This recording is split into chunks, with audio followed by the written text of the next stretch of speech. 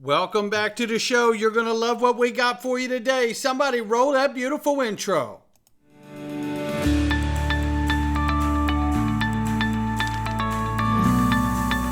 Digital Perspectives with Brad Kimes. Come on in.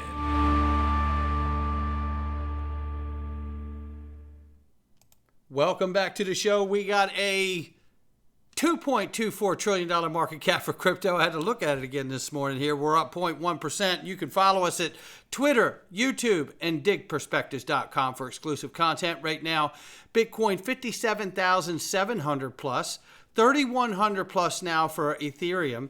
Tether market cap is 112 billion plus right now. USDC market cap 34 billion plus, growing quickly. We're waiting for the real USD to be launched by Ripple. 44 cents per XRP. We're up 2.9 on the 24 and up 1.2 on the 7-day. Range of price very quickly between 43, 45 cents. We will get into it. What I want to tell you about is the opportunity to join the Digital Perspective Mastermind group. If you do, you will get the Freedom Zone for free. If you join the Mastermind group, I want to let you know right now, learning how to use XRP Ledger Automated Market Maker, it's all the craze, ladies and gentlemen. And along with that, investor checklist, portfolio creation groups and courses, and the support from a brilliant mastermind community. This group of people is absolutely worth the cost of admission alone. No doubt about it. But if you are interested in learning how to do XRP Automated Market Makers, we got the lessons in there to walk you through it. And I tell you, it took less than 6 minutes to set up an automated market maker last night, and you could be off and running with your digital assets too if you just join us in the DPMG. That's all you got to do. We're waiting for you, plus a private weekly live stream. It's very affordable, ladies and gentlemen, and for what you're getting in the group, you won't want to leave once you get there. This is truly a family of mastermind in this group. There's no question about it. Now let's get started right here today. Bipartisan group of senators plan to announce a deal to ban Congress from trading stocks. XRP Crypto says when this happens, then sell everything. It will be the market cycle top. Mark this post. What a heck of a vision that is to know that. And here is them saying what they're going to do to stop trading from lawmakers. Listen. The truth is, Congress should not be here to make a buck. Congress should be here to serve the American people. There is no reason why members of Congress ought to be profiting off of the information that only they get, that the rest of the American people don't get. And I don't care, even if you don't have so-called insider information or information not available to the public, why should members of Congress be spending their time day trading rather than focusing on the priorities that the American people sent us here to achieve and focus on? I mean, it's really simple, and you don't have to explain it to anybody in America. The only people you have to explain it to are here in this building. The only people who don't seem to understand why stock trading should be banned are here in the Capitol. Every American gets it, and they're right to get it. There is no reason why the personal profit of members of Congress should come first. It should come last. It shouldn't be a consideration at all. And I'm proud to say I think this bill takes a giant step forward to getting to that place. Well, you know what? Good for them. But I got to call it right here as DAI is done. He beat me to the post. It better cover spouses, children's friends, babysitter, etc., because these criminals will find a way. It's exactly right. There's no question about it. You know, ultimately, really quickly here, I've looked at serving in Congress. For one, there should be no such term that exists as career politician. That should be abolished. It should be impossible to be a career politician, and they should revert being a political candidate as serving as jury duty. So if you serve in the House or in the Senate, I think it should come by way of jury duty. You got a notice and you can't get out of it, and it's a brown bag lunch for your term until it's over. That's the way it should be, because it wouldn't take long for people to do the right thing, knowing that they can't wait to get back to their regular lives after doing their civic duty, just like jury duty. S&P 500, NASDAQ end at new record highs as U.S. stocks rally after Powell's testimony. Crypto all-time high is next, says XRP Crypto, and I love hearing that. Thank you, XRP Crypto. Save the date as October 15th, 16th is Ripple Swell will be taking place in Miami, Florida. And I say right here, that if not beforehand, maybe we'll see the launch of the real USD launched on the XRP Ledger and ETH network by Ripple Swell. I'd love to see it beforehand because every day that it's not launched, USDC is grabbing market capture. So I would definitely love to see it launch beforehand. But if not, this would be a great place to launch the real US digital dollar. No question about that, ladies and gentlemen. You're going to love what we got for you today. And this here from Rostin Benham, who says the CFT chairman states that 70 to 80% of cryptocurrencies are non-securities. Well, obviously, he has not talked to Gary Gensler at any length at all. The chairman called both Bitcoin and Ethereum commodities during the hearing, which I agree with. Specifically, he referenced a district court ruling in Illinois earlier this week, highlighting the summary judgment, which reaffirmed that both Bitcoin and Ether are commodities under the Commodities Exchange Act. Does the SEC disagree with this assessment? Oh, I tell you, let's hear him say it. Last week, a district court in the Northern District of Illinois entered summary judgment in favor of the CFTC in a case involving fraud by an unregistered entity that promised steady returns in digital asset commodities such as Bitcoin and Ether.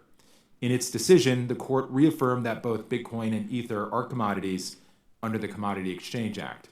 And there you have that. Now, loving that for Bitcoin and Ethereum that they've got some legal cover, because I think it helps to get more assets and not just XRP to have legal clarity.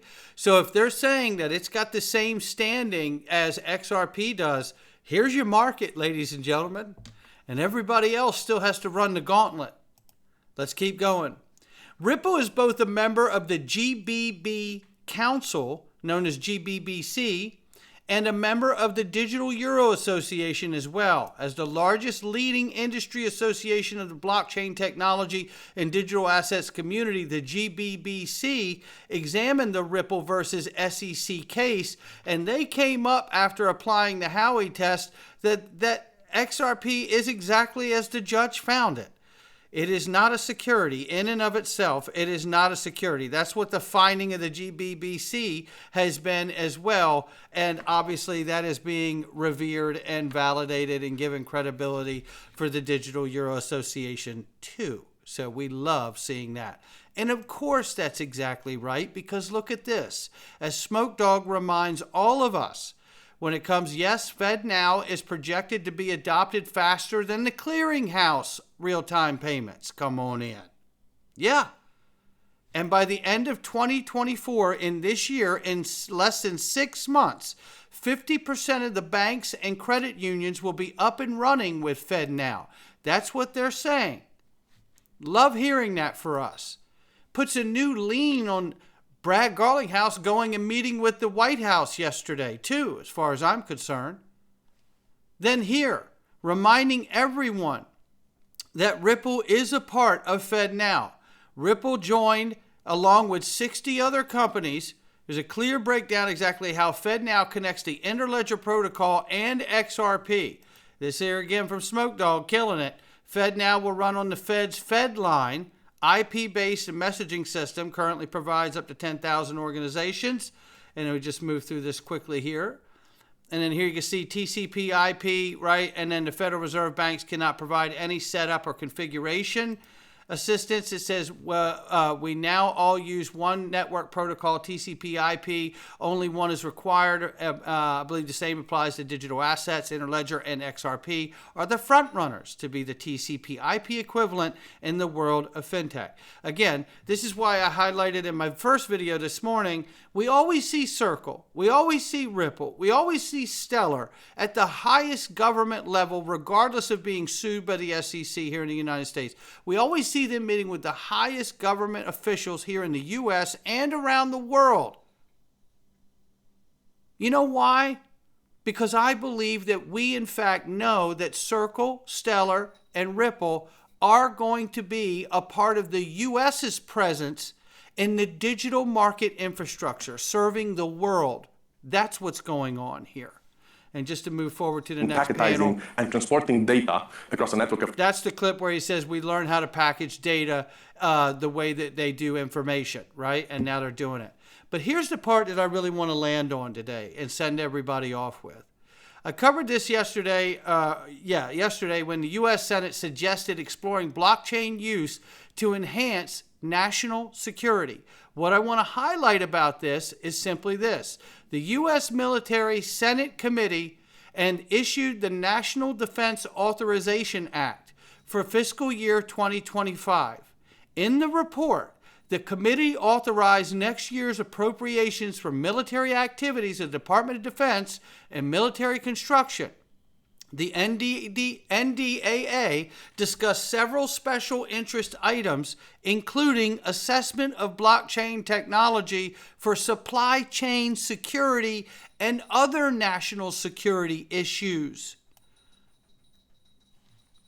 Okay, that's the U.S. Senate Military Committee talking about adopting blockchain for supply chain and national security uses.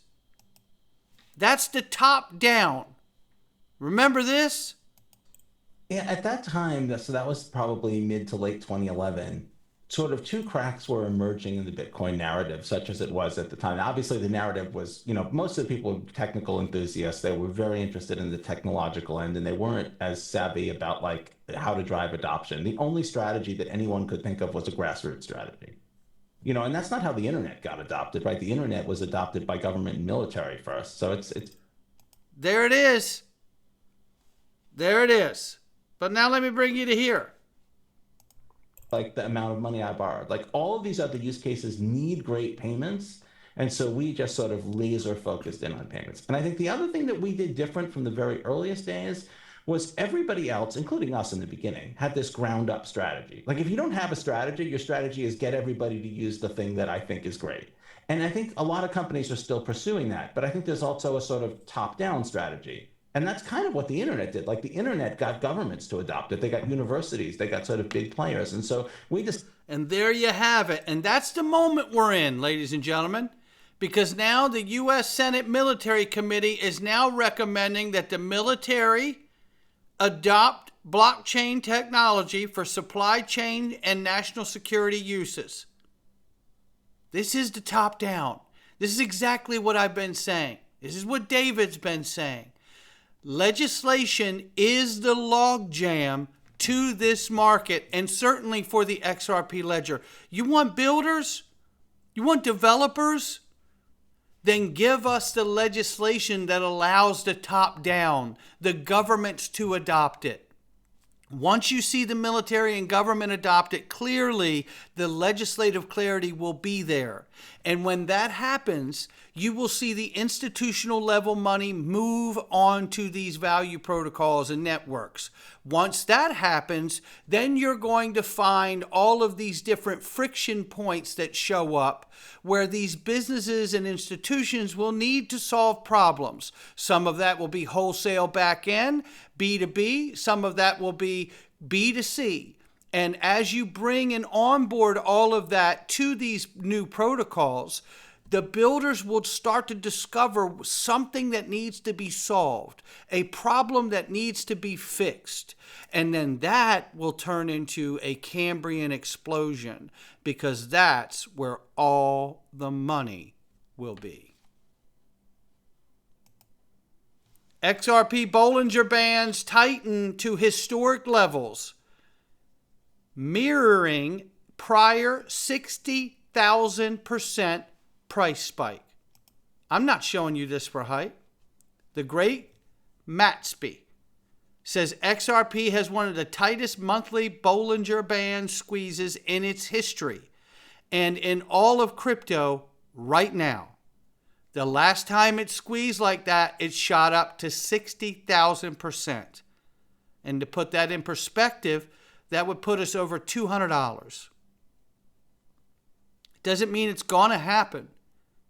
But in history's past for XRP, it doesn't move often. But when it moved from 2017 to 2018, that's exactly what happened. I'll take whatever gains we can get, And I won't get upset if it's 60,000% gains either. Again, join us at digperspectives.com. Go click the link. Join us in the DPMG. You'll get the Freedom Zone for free. The window is closing to be in the DPMG. You want to learn how to use XRP Ledger, Automated Market Makers. We've got it in there, all the examples, all the things. And we're working with people each week to make sure that you're onboarded and you understand exactly what you're dealing with, no doubt about it. We are getting it together in there. There's a lot coming. I hope you'll join us before the window closes. Not financial advice from me or anyone else. I'll catch all of you on the next one.